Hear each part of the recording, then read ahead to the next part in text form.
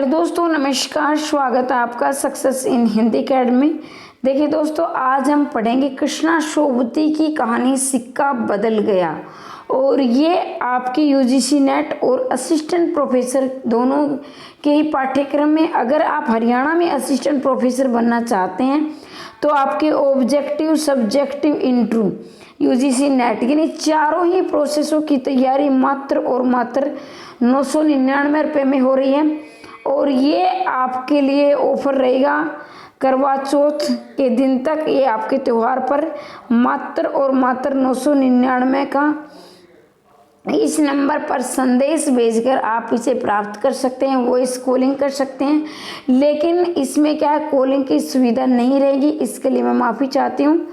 तो देखिए, बिल्कुल सस्ते में, क्योंकि पता है आपको, आपने और भी चैनल देखे होंगे जिसमें क्या है 9-9, 10-10 हज़ार आपसे प्राइज लिया जा रहा है। और पूरे YouTube पर सबसे सस्ता और संपूर्ण पाठ्यक्रम देने वाला एकमात्र चैनल अपना चैनल है। तो ये आप देख सकते हैं। अगर आप पैसे देकर यानी PDF प्राप्त कर तैयारी नहीं करना चाहते तो पूरी तरह पाठ्यक्रम की निःशुल्क भी सुविधा है। मैंने 14 कहानियाँ करवा दी है, आज हमारी 15वीं कहानी है। और आपके पाठ्यक्रम में कुल 21 कहानियाँ हैं और मैं ये 21 की 21 बिल्कुल निःशुल्क करवा रही हूँ। लेकिन अगर आपने अपनी तैयारी मजबूत करनी है तो क्या है, आप इसे PDF भी ले सकते हैं। और जो पढ़ने वाले अभ्यर्थी हैं वो क्या, किसी की गाइड की बहुत ज़्यादा ज़रूरत नहीं होती, वो बैठकर ही पढ़ते हैं। अगर आप यूट्यूब खेल रहे हो तो यूट्यूब से क्या है, आपकी तैयारी तो हो जाएगी, लेकिन उतने आत्मविश्वास के साथ एक अच्छी रैंक में तैयारी आपकी नहीं हो पाएगी। तो ये आपकी मर्जी है, लेना ना लेना। वैसे निःशुल्क सेवा तो आपकी मैं कर ही रही हूँ। कृष्णा सोबती के बारे में हम बात करें, देखो भाई, हमारा जो घर है यहाँ रोड पर है। यहाँ आप भी जैसे मैं सामंजस्य करती हूँ, आपको भी करना पड़ेगा। यहाँ कुछ न कुछ बेचने वाले आते जाते रहते हैं। बाकी हमारे पड़ोसी भी बड़ी बातों ने ये भी बात करते रहते हैं ऊंची आवाज़ में। कृष्णा सोबती का जन्म 1925 में भारत के अविभाजित पंजाब के गुजरात जनपद अब पाकिस्तान में हुआ था। कृष्णा सोबती की जो कहानियाँ बड़ी मार्मिक और देशभक्ति से भरी हुई है। मैं और ये जो आपके जो सांप्रदायिक दंगों पर यानी भारत और पाकिस्तान के विभाजन पर जो कहानियाँ हैं वो बड़ी ही मार्मिक और हृदय को द्रवित करने वाली कहानियाँ होती हैं। किस प्रकार से निर्दोषों पर अत्याचार किया जाता था, मुस्लिम, हिंदू और मुस्लिम धर्मों को आपस में लड़ाया जाता, और ये सिर्फ करा धरा किसका था, अंग्रेजों का था। लेकिन हमारे देश में एकता तो रही है। लेकिन अगर आपके पाठ्यक्रम में ये पढ़ाया जाता है कि हमें अपने देश की आज़ादी कैसे मिली, लेकिन अगर मेरा बस चलता तो मैं आपको ये पढ़ाती कि हमारा देश गुलाम ही क्यों हुआ। अगर उस समय एकता होती, जैसे जयचंद जैसे देशद्रोही रहे हैं, तो उनमें कहीं ना कहीं क्या है, कहीं ना कहीं पूरी तरह ही देखे जाए तो देशद्रोही थे, जिन्होंने ऐसे ही राजाओं ने और ऐसे ही लोगों ने देश को गुलाम करवाया था। ठीक है, तो मैं ज़्यादा ये आप सभी जानते नहीं बताऊंगी, और जो मैं बताऊंगी, जो मैं सुनाऊंगी आपको, आज आपके पाठ्यक्रम से संबंधित बताऊंगी। लेकिन इसका कहीं ना कहीं इससे संबंध जरूर रहा है, तभी मैं आपसे इसमें जिक्र कर रही हूँ। कृष्णा सोबती का जन्म 1925 में भारत के अविभाजित पंजाब के गुजरात जनपद अब पाकिस्तान में हुआ। लेकिन उस समय ये पंजाब का जो गुजरात जो जिला था, जो राज्य था, जिला माफ़ कीजिए, राज्य था, तो उस समय ये क्या था, भारत में ही था। लेकिन अब हम देखें तो ये पाकिस्तान में चला गया है। ठीक है, हिंदी साहित्य के समकालीन रचनाकारों में शिल्पगत नवीनता तथा मध्यगत विभिन्नता के जो नाम उभर कर साहित्य मनुष्यों के सम्मुख आते हैं, उनमें महिला लेखकों के संदर्भ में कृष्णा सोबती का नाम उल्लेखनीय है। कहने का प्रयोजन हम क्या है, जिन्होंने देशभक्ति से ओतप्रोत कहानियाँ लिखी, नाटक लिखे, उपन्यास लिखे, उनमें एक जो लेखिका हमारी कृष्णा सोबती, इनका नाम सर्वप्रमुख आता है, यानी उच्च कोटि पर आता है। और इनका जन्म भी कई बार पूछ लिया जाता है, तो इनका जन्म 1925 में हुआ था। और क्या है, अविभाजित यानी उस समय क्या है, हमारे देश में ही था ये भाग, और अब पाकिस्तान में चला गया। तो ये भी याद रखने योग्य बातें। इनकी रचनाओं में नारी की मानसिकता से जुड़ी सच्चाइयों को बड़ी स्पष्टता से के साथ उभारने का प्रयास किया। अब इनकी रचनाओं में क्या है, नारी की मानसिकता, एक नारी एक महिला क्या सोचती है, ये इनकी रचनाओं में आपको मिलेगा। देखो अगर देखा जाए तो एक महिला ही महिलाओं का दर्द अच्छी प्रकार से समझती है, लेकिन अगर आप रोज आए दिन की घटनाएं देखते हैं उसमें क्या एक महिला ही महिला की दुश्मन है। जैसे सभी तो सास ऐसी, जैसे सास बहू का रिश्ता होता है आमतौर पर, या अड़ोसी पड़ोसी में जो रिश्ता होता है, तो इसमें भड़काने वाला कार्य जैसे महिलाएं करती है। और मैंने ये ज़्यादातर देखा भी है, पुरुष और पुरुष में इतनी जो द्वंद्वता, ये प्रतिद्वंद की भावना नहीं होती जितनी एक महिलाओं में होती है। लेकिन सभी महिलाएं भी ऐसी नहीं होती हैं, लेकिन ज़्यादातर ऐसी ही पाई जाती हैं। इन्होंने हिंदी साहित्य तथा कथा के यानी कथा विधा के अंतर्गत कहानी और उपन्यास दोनों की कोश का वर्णन किया है। मतलब कहने का अभिप्राय ये है, इन्होंने कहानियाँ भी लिखी है, उपन्यास भी लिखे हैं, और ये इनकी कहानियाँ और उपन्यास देशभक्ति से ओतप्रोत रही हैं। यानी देशभक्ति की भावना इनमें जरूर आपको देखने को मिलेगी। इनकी प्रसिद्ध कहानी संग्रह मित्रों मर जाने बार बार पूछा जाता है। बादलों के घेरे ए लड़की, मित्रों मर जानी, बादलों के घेरे ए लड़की। अब मैं इसकी थोड़ी सी ट्रिक बताऊंगी, मर्जी आपकी, कैसे भी आप याद रख सकते हैं, अपने तरीके से भी याद रख सकते हैं। देखो, मित्रों मर जाने, मान लीजिए कोई झूले पर झूला है और बादलों के घेरे में उसे छोड़ दिया। जैसे आपने देखा ना, झूला आता जाता है इतना बादलों के घेरे तक चला जाता है, मतलब बहुत ऊंचाई पर, तो मित्रों बादलों के घेरे में चला गया। तो अब क्या, बादलों के घेरे में कोई जाएगा तो वही बोलेगा मित्रों मर जाने, मैं मित्रों अभी मर जाती। कौन, ए लड़की, ए लड़की कह रही है, ए लड़की कह रही है कि बादलों के घेरे में क्यों झुला रहे हो, क्या मित्रों मर जाने, मित्रों में मर जाती। ठीक है, तो ये आपकी मर्जी है, थोड़ी सी ट्रिक बताइए, याद रखना। वैसे आप सीधे भी याद रख सकते हैं, मित्रों मर जाने 1966 और बादलों के घेरे में 1988 और ए लड़की 1990। तो ये इनकी कहानी संग्रह का क्रम रहेगा। कहानी संग्रह जिसमें एक से ज़्यादा कहानियाँ संकलित होती है, प्रकाशित की जाती है, इकट्ठी की जाती हैं। बादलों के घेरे में कुल 24 कहानियां संकलित है। अगर आपसे प्रश्न पूछा जाए कि बादलों के घेरे में कितनी कहानियां संकलित है, तो याद रखेंगे बादलों के घेरे में 24 कहानियां संकलित है, यानी 24 कहानियां इकट्ठी की गई है। इन कहानियों को मोटे तौर पर 3 भागों में बांटा गया है। अब प्रश्न ये बनेगा कि बादलों के घेरे में जो कहानी संग्रह है, इस कहानी संग्रह की कहानियों को कितने भागों में बांटा गया है, तो इसमें कुल कितने 3 भागों में बांटा गया है। पहला भाग देखें, देश विभाजन से जुड़ी कहानी, ये मैं पहले बता चुकी हूँ और आप सब भी जानते हैं। इनके देश विभाजन से जुड़ी कहानियाँ बड़ी ही प्रसिद्ध रही हैं, इन्हें प्रसिद्धि मिली है।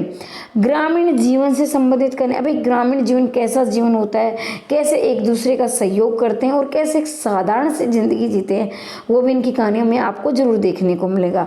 प्रेम और स्त्री पुरुष संबंध से जुड़ी कहानियाँ, यानी एक स्त्री और पुरुष यानी दाम्पत्य जीवन में किस तरह से जैसे गाड़ी के 2 पहिए साथ साथ चलते हैं, उस तरह स्त्री और पुरुष का प्रेम संबंध होता है, यानी आपस में लगाव होता है, एक दूसरे का सम्मान और इज्जत होती है।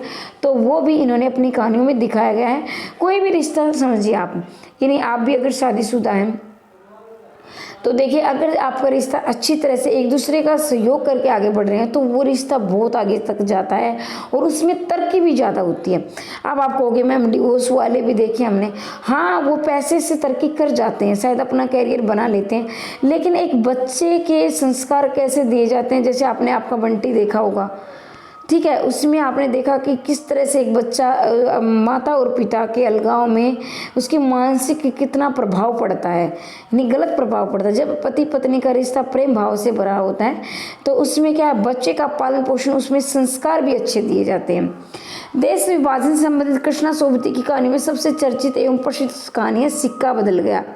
अब भाई हमारे गली में म्यूजिक आ गया है, ठीक है, तो ये चलता रहेगा। अगर मैं हमेशा जैसे मैं डालती भी हूँ आपकी कम्युनिटी में, अगर मैं इन सब का इंतजार करती हूँ तो मेरी कहानी को कह रही मेरी वीडियो कभी नहीं बन पाएगी। देश विभाजन से संबंधित कहानियों में सबसे चर्चित और प्रसिद्ध कहानी है सिक्का बदल गया। अब देखो, अगर आपने ये कहानी नहीं भी पढ़ी है तो भी आपको एहसास ये हुआ होगा, सिक्का बदलेगा कहीं ना कहीं परिवर्तन की ओर संकेत कर रहा है, ठीक है। और ये परिवर्तन थोड़ा बहुत परिवर्तन नहीं, काफ़ी बहुत ज़्यादा वाला परिवर्तन है, और मैंने तो बहुत ज़्यादा बोल दिया, लेकिन ये कभी भी ये दोनों या ये वाक्य की दृष्टि से क्या है, अशुद्ध है। लेकिन हम रहे देहाती तो कुछ बातें देहात की जो हम आमतौर बोलचाल में बोलते हैं तो मैं भी कभी कभी बोल जाती हूँ, लेकिन ये बहुत ज़्यादा एक ही अर्थ देता है, बोलना नहीं चाहिए। और मैं भी मैं कोशिश करूँगी कि मैं अपने वाक्यों में सुधार लेकर आऊँ, आप भी ऐसे शब्द ना बोला करो। सिक्का बदल गया प्रकाशन प्रतीक में और 1948 में हुआ था। तो ये लाइनें आपको, अगर आप सब्जेक्टिव की परीक्षा दोगे, और ये मैं पूरी उम्मीद कर दूं कि आप ज़रूर दोगे, क्योंकि आप ऑब्जेक्टिव क्लियर करोगे, मेरे साथ जुड़े रहोगे तो, क्योंकि मैं ईमानदारी से मेहनत कर रही हूँ और मैं उम्मीद करती हूँ आप भी ईमानदारी से मेहनत करोगे। देखो, सिक्का बदल गया प्रकाशन हुआ था प्रतीक में, मतलब सिक्का बदल गया कहानी का प्रकाशन किस में हुआ था, प्रतीक में।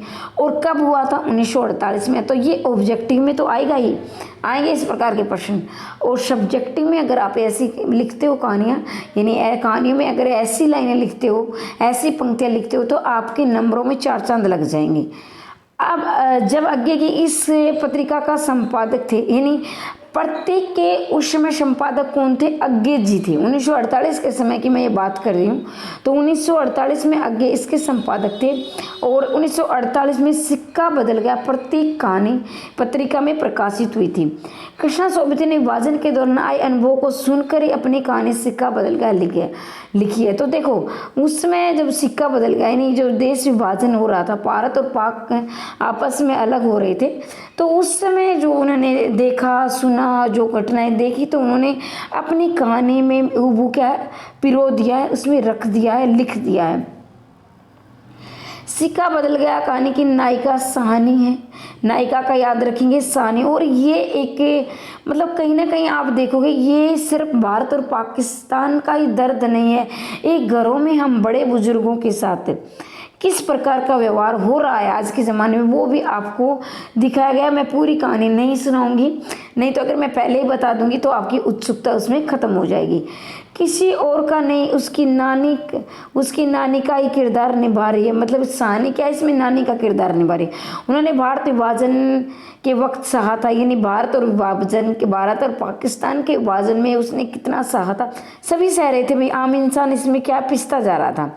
ये कहानी आज विभाजन पर लिखित साहित्य में सर्वोच्च मानी जाती है, यानी उस समय तो ये कहानी सर्वोच्च थी, आज के ज़माने में भी ये कहानी सर्वोच्च ही है।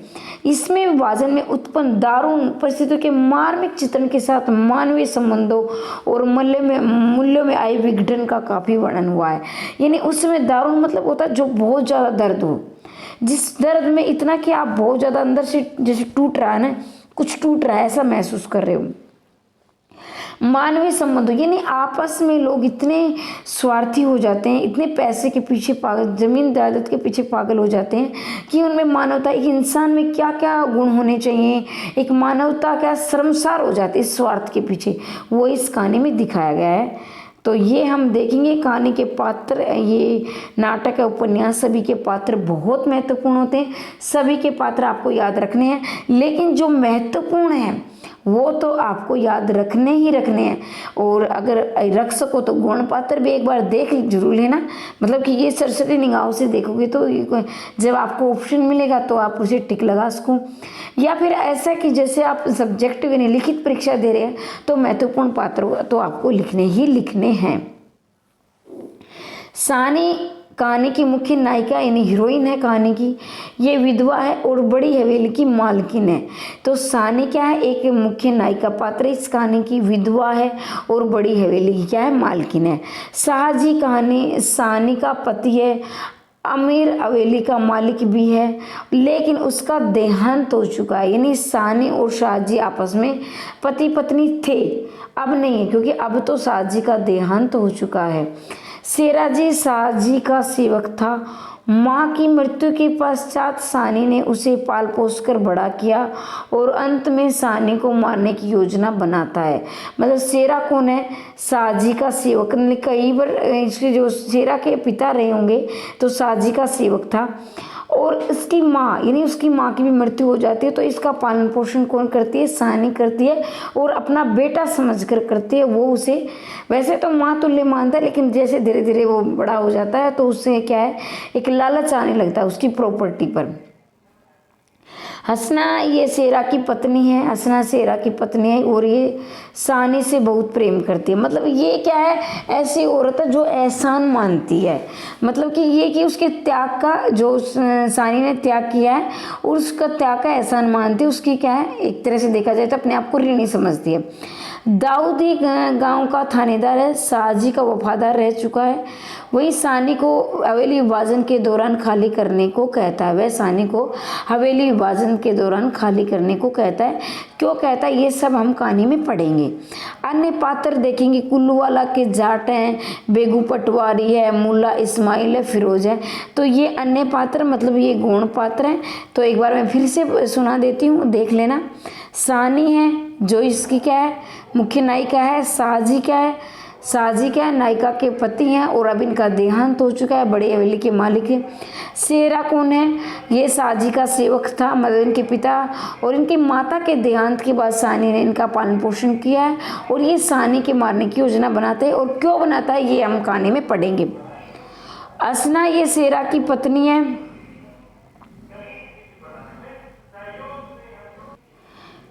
आगे भाई शेरा क्या है, उसे असना क्या है, शेरा की पत्नी है और जिसे सानी से प्रेम करती है, जिसे सानी बहुत प्रेम करती है, मतलब सानी भी उसे प्रेम करती है और वो भी करती है। और दाऊद क्या है, थानेदार है जो साजी का वफादार रहा होगा और वो क्या है अब हवेली विभाजन के दौरान खाली करने को कहता है, वो हम कहानी में पढ़ेंगे। अन्य पात्र कुलवाल के जाट, बेगू पटवारी है, मुल्ला इस्माइल है, फिरोजी ये अन्य पात्र हैं। तो अब हम कहानी की शुरुआत करते हैं। बड़े ध्यान से सुनना है और देखना है। अगर आप काम करते करते सुन रहे हो तो सिर्फ सुन लेना और मैं ये गारंटी लेती हूँ अगर आप सुनते हो ध्यान से तो भी कोई प्रश्न आपका गलत नहीं होगा। बिल्कुल 0 से लेकर 100 तक हम इसे पढ़ेंगे।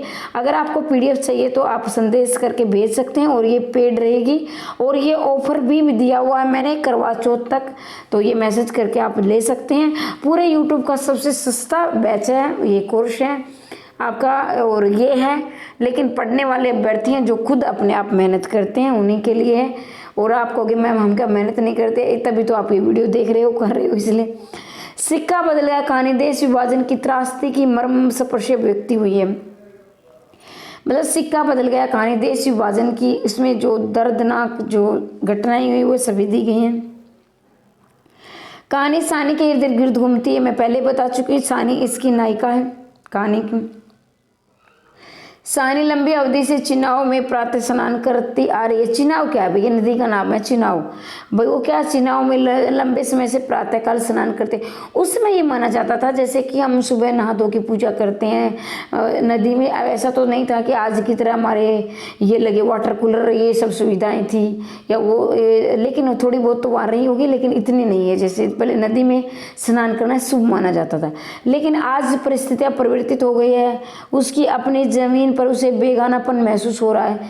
मतलब आज क्या है, उसे महसूस ये हो रहा है कि उसकी ज़मीन पर उसे बेगानापन मतलब कि ये लग रहा है कि परायापन महसूस हो रहा है। क्यों हो रहा है वो भी हम कहानी में पढ़ेंगे।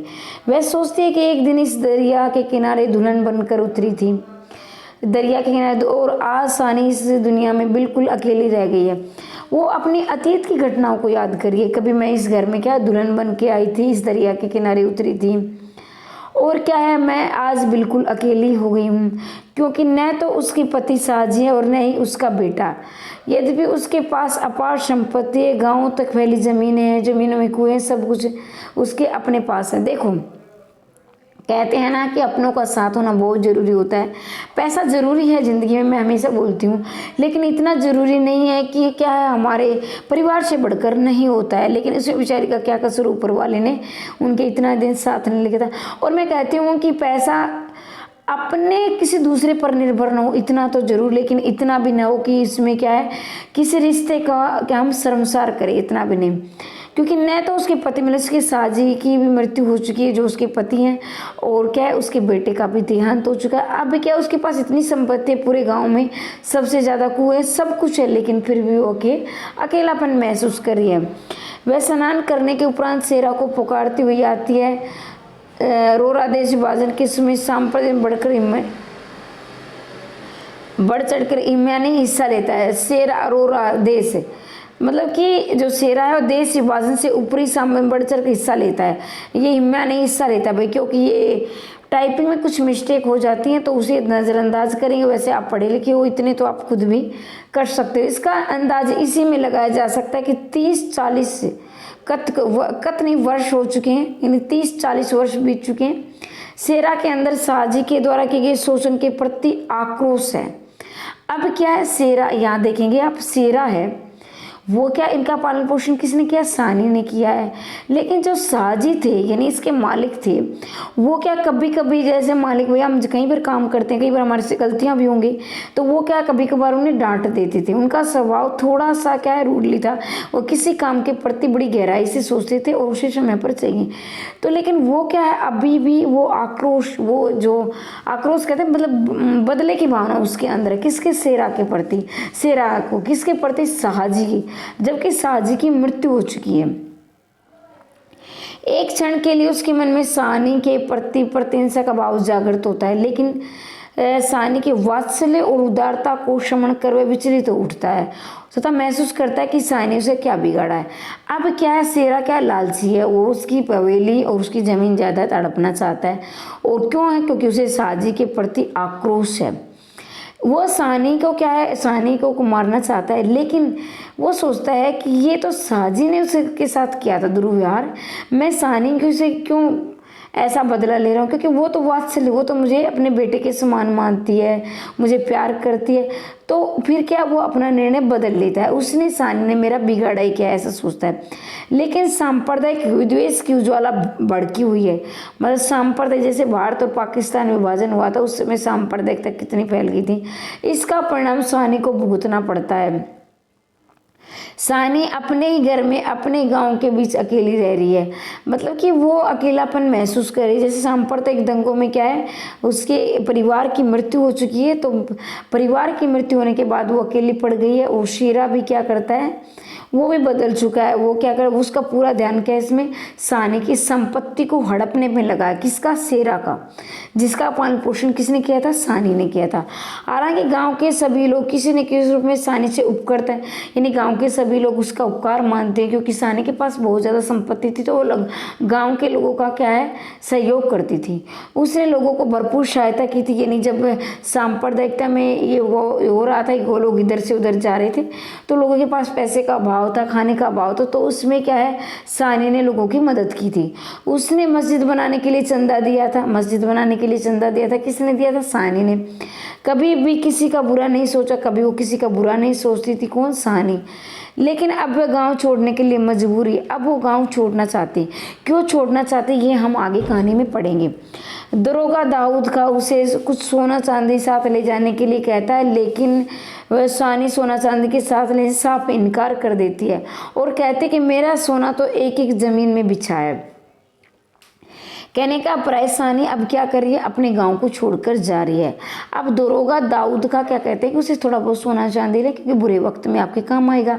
बुरे वक्त में काम आए मतलब आप मान लीजिए आप ही कहीं जा रहे हो, आप घर छोड़कर, मान लीजिए नौकरी पैसे के, मैं ये नहीं कह रही कि आप देश छोड़, मतलब आप नौकरी पैसे के लिए कहीं जा रहे हो, तो आपको ये लगेगा कि वहाँ जाते खाने के लिए भी चाहिए, पहनने के लिए भी चाहिए, कहीं रहने के लिए, और सब कुछ क्या आता है, पैसे से आता है। तो इसलिए वो कह रहा है कि आप बाहर जा रही हो तो आप थोड़ा बहुत सोना चांदी रख ले, आपको इसकी ज़रूरत पड़ेगी। तो इस पर सानी कह रही है कि मेरा सोना चांदी तो ज़मीन में बिछा है।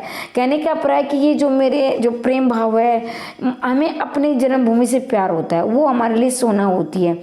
वैसे देखा जाए तो इसके दोनों ही अर्थ है। प्रतीकात्मक अर्थ ये है क्योंकि वो अपने देश से प्यार करती है, तो एक एक मिट्टी उसके लिए एक एक कण सोना है।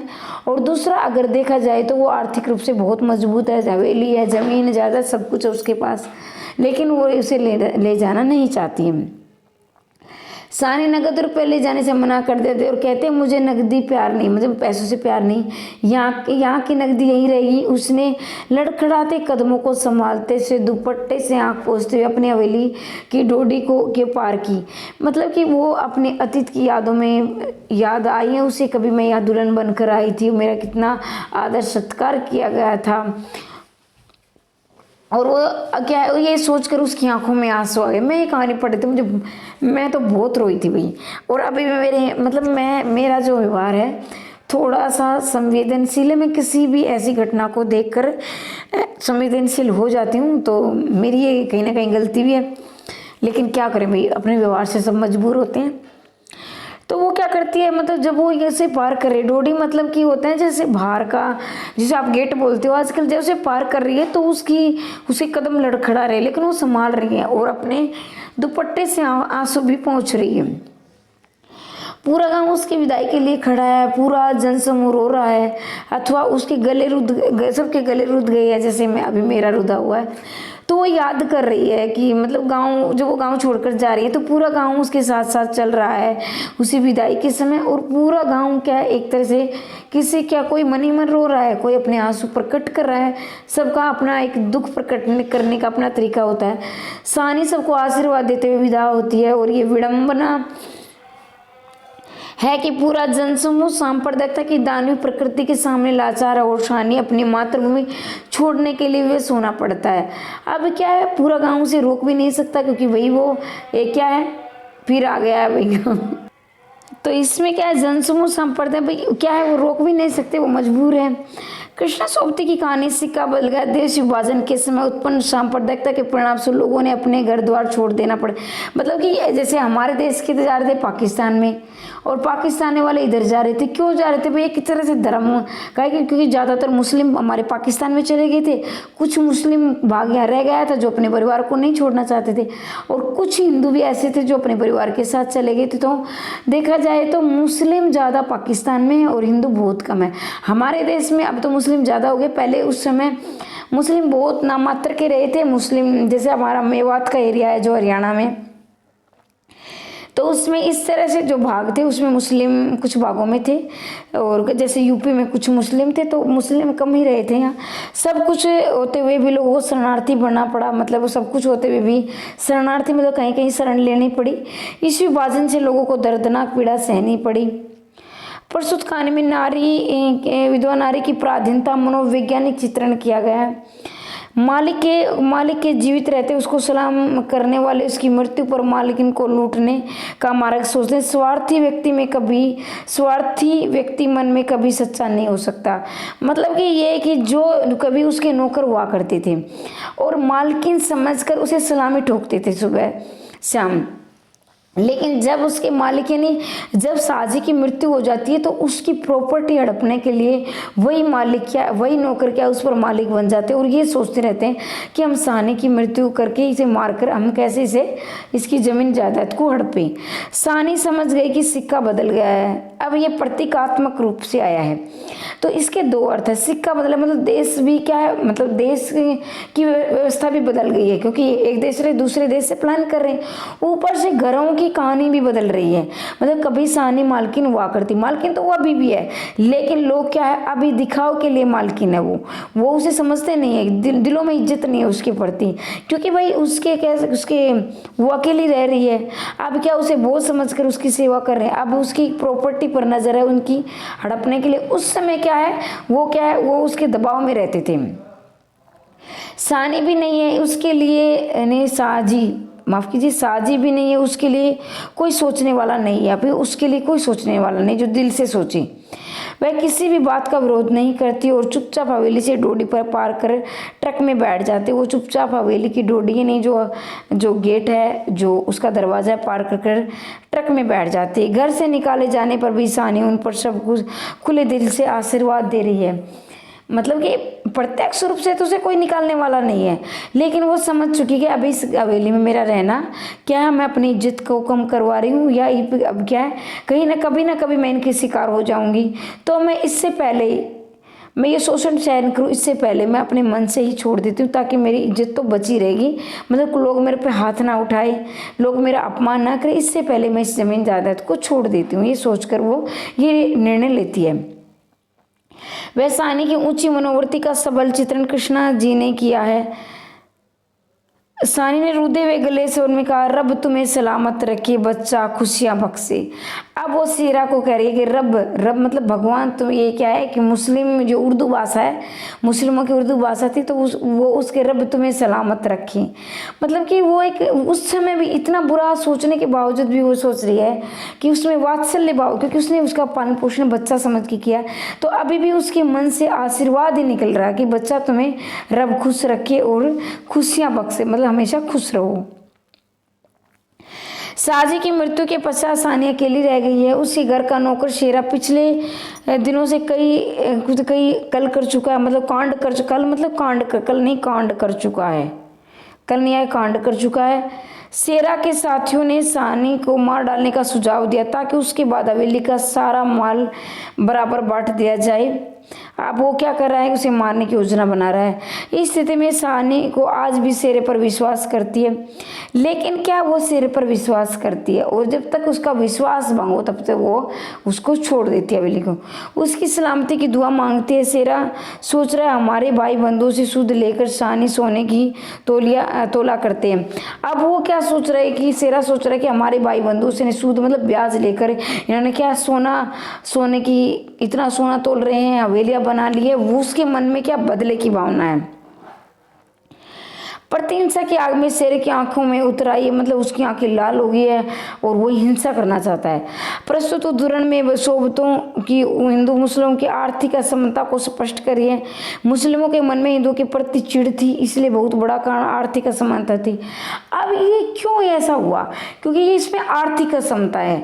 आर्थिक असमता मतलब शेरा तो क्या नौकर, और वो इतने ऐसो आराम की जिंदगी जी रहे, तो वो सोच रहे हैं कि इन्होंने हमारा ही शोषण करके ये हवेली खड़ी की है, बहुत सारा पैसा किया है। तो उसमें होता भी ऐसा था, क्योंकि आर्थिक असमता वो पहले भी थी, आज भी है। किसी के पास कोई बहुत ज़्यादा गरीब है और कोई बहुत ज़्यादा अमीर है, तो ये आर्थिक असमानता उस समय भी थी, आज भी, और ये चलती भी रहेगी, क्योंकि अगर ऐसा ही हाल रहा तो। इसी कारण अत्याचारी अधिक हुए, मार्क्सवादियों की सोच है। सोबती ने इस तथ्य की हल्का सा संकेत किया। सोबती कौन? कृष्णा सोबती, जो हमारी लेखिका है। तो लेखिका अपने विचार व्यक्त कर रही है उस समय की। दूसरी स्थिति मानवीय संबंधों की, जो शेरे के मन में अमीर हिंदुओं के प्रति चिढ़ है। अब क्या है, शेरे के मन में अमीर हिंदुओं के प्रति चिढ़ है।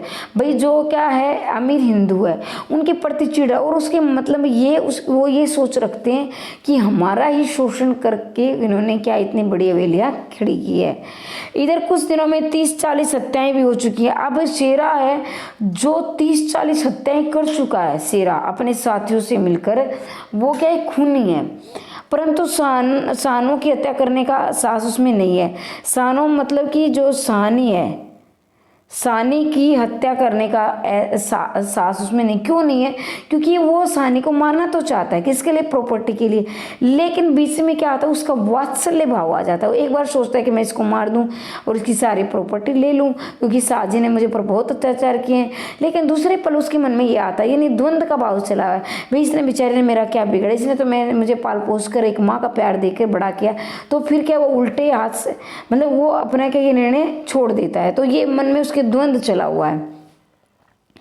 धर्म और अर्थ के परे में भी वो मानवीय संबंध होते हैं, यानी वो सोचता है कि उसमें कहीं ना कहीं एक तरह से एक बार तो वो क्या है, प्रॉपर्टी के लिए सोचता है, एक बार उसमें मानवता आती है। तो ये दो ही विचार उसके मन में घिरते हैं। सानी ने शेरे को माँ का प्यार दिया है, इसी कारण वह सोचता है कि नहीं, वह इतना नीच नहीं है कि सानी की भी हत्या कर दे। वो सोचता है कि इसने मुझे माँ का प्यार दिया और मैं इतना नीच भी नहीं हूँ, इसको मार दूँ। सानी के स्वभाव के कारण गाँव के लोग निर्णय लिया कि सानी को शरणार्थी शिविर में सुरक्षित पहुंचाएंगे, बाद में उसका घर लूटेंगे, और इस प्रकार सूचना सानी को दी गई है। मतलब कि सानी को हम सुरक्षित कहाँ पहुंचाएंगे? शरणार्थी, मतलब जो शरणार्थी रुके हुए थे अपनी जान बचाने के लिए, और बाद में उसका घर लूटेंगे। इस प्रकार सूचना सानी को दी गई थी। मतलब ये सूचना मिलती किसको? सानी को मिलती है कि पहले हम इसको पहुंचाएंगे और बाद में इसकी प्रॉपर्टी छीनेंगे। अपने पारंपरिक घर से यहाँ की जिंदगी के 50 वर्ष काटे, हमेशा के लिए छोड़ निकलते, इसमें उसके मन में स्थिति उसका बड़ा जीवन चित्रण सोबती ने किया है। मतलब कि देखो, अगर कोई इंसान 50 साल एक घर में काटता है, तो काटता का मतलब वो जीता है, और बाद में उसे एकदम से सोचा जाए कि आपको ये घर छोड़ना है, तो मतलब कि इतना एक जीवन और मृत्यु में जो सोच होती है वही सोच है। लेकिन इसमें क्या है, सानी कोई ये सूचना मिलने से पहले ही, ये नहीं वो कुछ निर्णय ले इससे पहले सानी क्या उसे छोड़ देती है। कहीं ना कहीं सानी के मन में एक बड़प्पन है कि लोग मुझे धक्के मार के निकाले, इससे पहले क्या मेरी इज्जत भी बच जाएगी, और मैं मालकिन बन के आई थी और मालकिन बनकर ही मैं इस घर से विदा होंगी, ऐसी वो सोच रखती है और ऐसा निर्णय भी वो लेती है। लोगों की ऐसी शंका थी कि निकलते समय वह सोना आदि रुपये बहुमूल्य वस्तु निकलेंगी, लेकिन परंतु सानी घर से कुछ भी, लोग सोच रहे थे कि वो बहुमूल्य वस्तु कुछ रख लेगी अपने पास ताकि उसके खाने के काम आ सके, बुरे वक्त में उसका सहारा बन सके, लेकिन उसने ऐसा नहीं किया।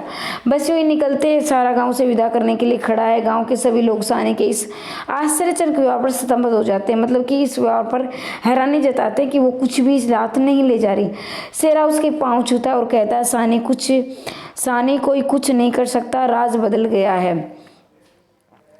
अब क्या कहता है वो, शेरा कहता है कि शेरा पहले तो उसके पाँव छूता है और बाद में क्या कहता है, और कहता है कि सानी को कोई कुछ नहीं कर सकता, राज बदल गया है। अब क्या है, ये एक बात से प्रतीकात्मक रूप से है। अब वो क्या है, बड़ा ही एक तरफ से तो वो बड़ा ही राजा बना हुआ है कि अब मेरा कोई कुछ नहीं बिगाड़ सकता, दूसरी तरफ वो कह रहा है कि अब सानी का कोई कुछ नहीं कर सकता। मतलब कि वो एक पल के लिए तो बाद में उसके मन में ये बेटे का व्यवहार आता है कि अब आप मत जाओ, आपका कोई कुछ नहीं बिगाड़ सकता क्योंकि राज बदल गया है और क्योंकि अब मेरा राज आ चुका है। ये नहीं कि मतलब कहने का अभिप्राय है कि अब इस घर में तो आप रहो लेकिन मालकिन बनकर नहीं रहो, क्योंकि वो राज अब किसका आ गया, शेरा का राज आ गया है, क्योंकि वो अब इस घर का नौकर नहीं मालिक समझ रहा अपने आप को, ठीक है। और वो चाहता है कि सानी इस घर में तो रहे लेकिन हुक्म ना चलाए, मतलब कि वो रानी बनकर मालकिन बनकर ना रहे, क्योंकि वो मालिक को खुद बन चुका है। दाऊद खां भी यही कहता है कि वक्त ऐसा ही है, राज पलट गया है। दाऊद खां भी कहता है कि राज पलट गया है, अब राज किसका, सिक्का बदल गया है, मतलब कि राज किसका आ गया है, शेरा का आ गया। और अपने लाखों की जायदाद, सोना चांदी, नगदी सब कुछ सहज रूप से छोड़कर सानी अंत में शरणार्थी शिविर में पहुंच जाती है, चली जाती। विभाजन के समय मानवीय संबंधों में आश्चर्यजनक परिवर्तन हो रहा था। इस कहानी में रेखांकित किया गया केवल राज ही नहीं पलट रहे थे बल्कि मानवीय संबंधों के सिक्के भी बदल रहे थे। सानी को इस बात का दुख है कि मानवीय संबंधों में निरर्थक होते जा रहे हैं। इस कहानी में अंतर्द्वंद, करुणा, प्रेम, व्यंग्य, मार्मिक संयोजन है। मतलब कि ये कि लोगों का राज पैसा ही नहीं बदल रहा था, जमीन जायदाद ही नहीं बदल रही थी, लोगों के अंदर मानवता का भाव भी बदल रहा था। सिर्फ पैसे के लिए लोग एक दूसरे को मार काट कर रहे थे। और सानी कह रहे कि सब लोगों के मन में क्या है, एक निरर्थक यानी मानवीय संबंध निरर्थक हो चुकी है। अब लोग किसी सिर्फ पैसे के लिए सोच रहे हैं, इसलिए सानी इसमें ये सोचकर सब कुछ त्याग कर देती है। सिक्का बदल गया, जो कृष्णा सोबत ने इस तरह से गढ़ा कि विभाजित देश का वातावरण जीवन तो उठा। कहानी को हृदय स्पर्शी बनाने में उसके शिल्प को भी भूमिका। इस कहानी विभाजन में पीड़ा की अत्यंत सशक्त रूप में प्रस्तुत किया जा रहा है। इस प्रस्तुतिकरण में इतना सशक्त है कि सानी, उसके गांव के लोग हमारी समर्थन छा जाते हैं, हमें विभाजन के संबंध में सोचने को मजबूर कर देते। कहानी में वर्णन, विचार, भाव का अनूठा संगम है। कहने का अभिप्राय, जैसे मैंने आपको ये कहानी सुनाई, किसी ने पहले सुनी है तो उसको तो पता है, लेकिन अगर आप पहली बार सुन रहे हैं तो ऐसा लग रहा है कि जैसे देश का विभाजन अभी हो रहा है, आपकी आंखों के सामने वो दृश्य घूम रहा है, जैसे आप उसे खुद महसूस कर रहे हो या खुद देख रहे हो। तो ये कहीं ना कहीं शिल्प की दृष्टि से, मतलब एक लेखिका ने उसे इतने अच्छे तरीके से लिखा है, संजोया है, ऐसा लग रहा है कि जैसे हम उस चीज़ को महसूस कर रहे हैं और देख रहे हैं। इसके परिणाम से पाठक को विभाजन के समय वातावरण का एहसास हो जाता है, मतलब हमें भी एहसास हो रहा है जैसे कि अभी क्या लोग एक दूसरे इधर उधर जा रहे हैं, किस तरह से ऐसा लग रहा है कि कहानी नहीं हम बल्कि ये दृश्य देख रहे हैं। इसके साथ ही विभाजन की पीड़ा झेले लोगों की मनोस्थिति का भी अंकन होता है। लेखिका ने पात्रों के हाव भाव के माध्यम से बहुत सी बातों को कह दिया है।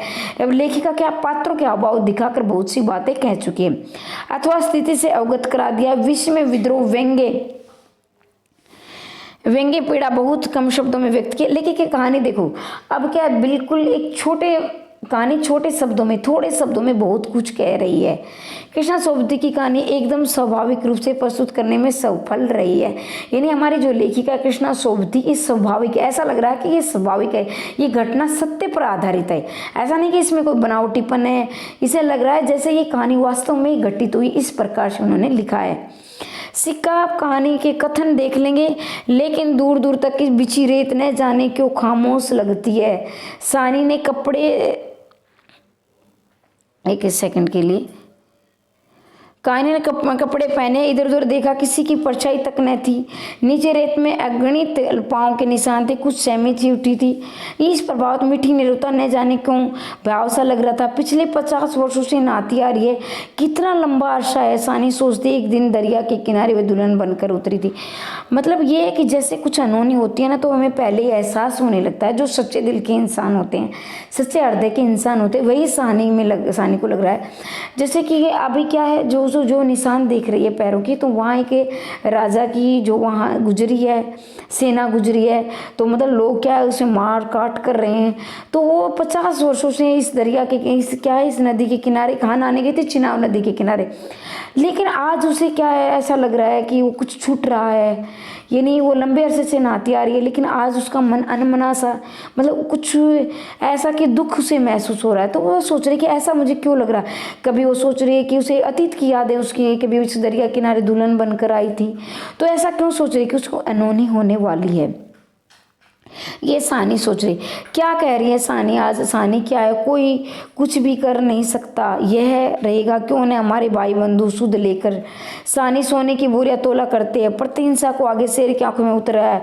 गंडासे की याद हुआ, ये सानी की ओर देखा नहीं। शेरा इन दिनों 30-40 हत्या कर चुका है, पर वैसा नहीं करना। सामने बैठी सानी नहीं है, सानी क्या तो उसकी आंखों में तैर रहे हैं सदियों की रातें। कभी सानी को डांट रहे साजी की डांटों के हवेली पड़ा रहता था, और फिर लालटेन की रोशनी में देखता है सानी के ममता भरे हाथ दूध का कटोरा थामे हुए सेरे सेरे उठा पी ले। अब क्या है, ये कथन किसके हैं, ऐसा कौन सोच रहा है। ये शेरा सोच रहा है। शेरा सोच रहा है, एक तरफ से वो सोच रहा है कि इन लोगों ने हमारे पूर्वजों से सूद ले लेकर इतनी बड़ी हवेलियाँ बना ली, सोना तोल रहे हैं, और शादी से मारते पीटते थे, तो वो रोता था पड़े पड़े। लेकिन दूसरे ही क्षण वो क्या है, उसे वो लग रहा है, वो कह रहा है कि वो सोच रहा है कि सानी की मैं हत्या कर दूँ। लेकिन वो 30-40 हत्या पहले भी कर चुका है, लेकिन वो सोच रहा है कि अब क्या उसके हाथों में झुर्रियाँ पड़ चुकी हैं। सानी करे, ले बेटा शेरा पी ले, जैसे बचपन में उसे प्यार से पिलाती थी, ले बेटा पी ले। तो वही बात उसको याद आ रही है, तो वो इस निर्णय को त्याग देता है। तो ये शेरा सोच रहा है, शेरा कब लौटा है कुछ पता नहीं, दुर्बल सी दे अकेली बिना उसके सहारे, न जाने कब तक पड़ी रही सानी। दोपहर आई चली गई, हवेली खुला पड़ी रही, सानी उठ नहीं पा रही थी। मतलब कि ये कि सानी के बारे में कहा गया कि वो कितनी दुर्बल हो गई है, क्योंकि बूढ़ी हो गई है, उसके चेहरे पर हाथों पर झुर्रियाँ पड़ गई है। सानी घर की मालकिन है, लेकिन नहीं, आज मुंह नहीं हट रहा, मानो पत्थर हो गई, बड़े बड़े शाम हो गई, उठने की बात भी सोच नहीं पा रही। मतलब वो सोच रही है उस अनहोनी के बारे में। कभी वो इस घर की मालकिन थी, आज वो मालकिन तो है, लेकिन वो मालकिन होकर भी मालकिन नहीं है। लोग उसे क्या जमीन हड़पना चाहते, तो उस एक तरह से उसके हृदय पर कहते हैं सांप लौट रहा। वो ये कौन सोच रहा है, ये सोच रही है सानी। कौन नहीं, आज वहाँ सारा गांव इशारे पर नाचता था। कभी असमिया थी, नाते रिश्तेदारी, कभी गम नहीं समझा, लेकिन ये आज उसका कोई नहीं है, वह अकेली है भीड़ भाड़ में, कुलवाट के जाट में। क्या सुबह ने समझ गई थी, मतलब कि कभी उसका बड़ा परिवार था, अब क्या वो अकेली पड़ गई है। तो ये भी कथन है, ये बड़े महत्वपूर्ण है। सानी अस्फुट स्वर में बोली, सोना चांदी, जरा ठहर कर। सादगी ने कहा, सोना चांदी, बच्चा वह सब कुछ लोगों के लिए, मेरा सोना एक एक जमीन में। तो ये उस समय की बात है जब उसको क्या है, वो नाम वो थानेदार बोल रहा है जिसका दाऊद, कुछ ऐसा ही ना दाऊद है, हाँ, वो कि सोना चांदी रख ले, तो कहते मेरा सोना चांदी तो एक एक मिट्टी में बिछा है। रात को सानी कैंप में पहुंचकर जमीन में पड़ी लेटे लेटे आहत मन में सोचे, राज पलट गया, सिक्का बदल लेगा। वह तो मैं वहीं पड़ी आई, और सानी की आंखों में गीली हो गई। आसपास के हरे खेत गांव में रात को खूने बरसा रही थी, शायद राज पलट भी खा रहा था, सिक्का बदल गया। अब जब सानी गांव छोड़कर जा रही है, तो एक एक दृश्य को देख रही है। हरे भरे खेत हैं, कभी उसके खेत थे, और आज सब कुछ छोड़कर जा रही है। तो वो क्या है, उसका गला रुध गया है, और वो याद कर रही है उन बातों को। तो ये कहानी आपको कैसी लगी, कमेंट के माध्यम से ज़रूर बताएं। अगर आप पीडीएफ लेना चाहते हैं तो इस नंबर पर संदेश भेजकर प्राप्त कर सकते हैं। संपूर्ण पाठ्यक्रम की पीडीएफ रहेगी जिसमें आप UGC net, objective, subjective, intro चारों ही प्रोसेस की तैयारी कर पाएंगे मात्र और मात्र 999। और ये करवा चौथ तक ही ऑफर रहेगा, बाद में ये 1499 रुपये की पीडीएफ हो जाएगी। अगर आप लेना चाहते हैं तो ले सकते हैं। बाकी निःशुल्क तैयारी आपकी यूट्यूब पर होती रहेगी। और आप अपना ये है अपनी राय जरूर दिया करो, ठीक है। आपको कहानी कैसी लगी, जब आप एक छोटा सा संदेश भेजते तो मुझे बहुत अच्छा लगता है और एक ऊर्जा सी आ जाती है कि आप मुझे इतना प्यार करते हो, इतना स्नेह करते हो, तो मैं अगले वीडियो और उत्साह के साथ लेकर आती हूँ, ठीक है ना। तो ये मानवीय भाव होता है, मेरे अंदर भी है। मैं ये कोई वो कहते हैं ना कि साधु संत भी मोह माया से दूर नहीं हो पाते हैं, तो ये कि मोह माया आपसे जुड़ी हुई हूँ मैं, कि आपके कमेंट, हालांकि मैं कई बार जवाब नहीं दे पाती, लेकिन मैं उसको बड़ी महसूस करती हूँ कि कौन कौन मेरे लिए कमेंट करता है। मैं निःशुल्क सेवा भी आपकी करती रहूँगी। जैसा आपका अच्छा लगे वो आपका निर्णय है, लेकिन चैनल को जरूर सब्सक्राइब करके जाएं। आज के लिए इतना ही, और मैं चाहती हूँ कि दिन दोगुनी रात चौगुनी आप उन्नति करते रहें। मिलते हैं अगली वीडियो में, तब तक के लिए जय हिंद, जय भारत।